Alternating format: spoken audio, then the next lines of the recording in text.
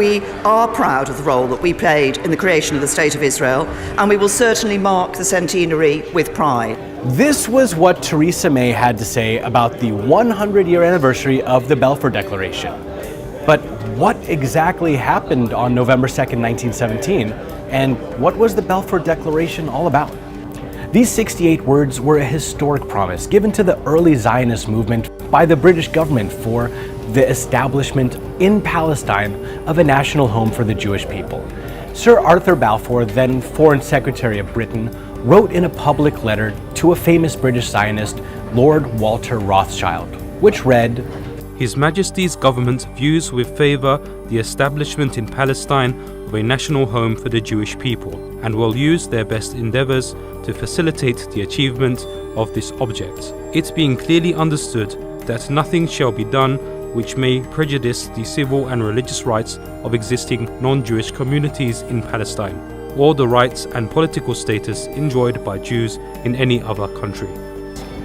This was just what the Zionists were looking for, as outlined in the First Zionist Congress during its meeting in Basel, Switzerland in 1897. Zionism seeks to establish a home for the Jewish people in Palestine secured under public law.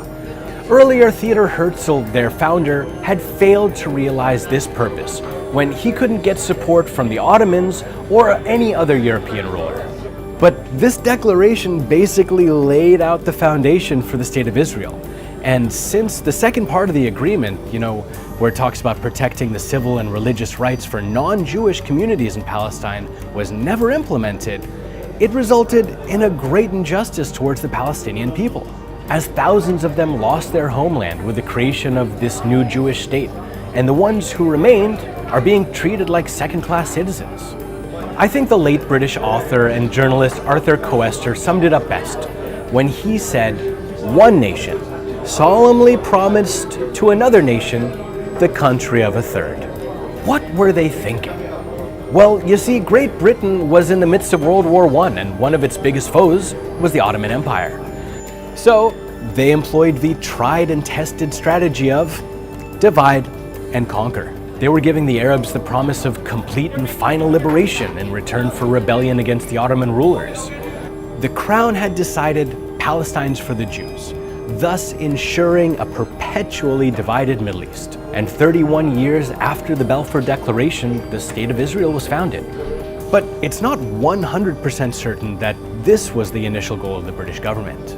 The results have brought devastating consequences to the Middle East. It paved the way for the longest military occupation in recent history and destabilized an entire region.